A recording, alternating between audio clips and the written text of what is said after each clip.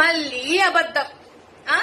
మన పెద్దక్క అంటది, అదే మన హోమ్ మినిస్టర్ అక్క, పార్లమెంట్స్ టైంలో మనోడు వచ్చాడా అని. ఎవరిని అంటున్నావు అక్క మనోడు వచ్చాడా అని?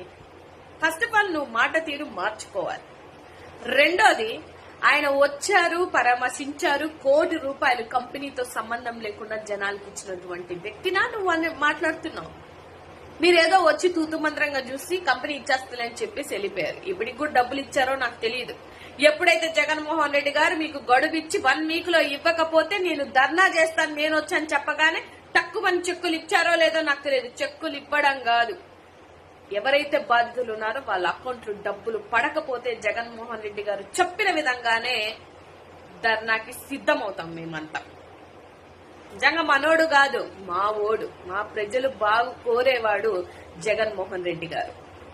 అలాంటి వ్యక్తిని ఎన్నిసార్లు అబద్ధాలు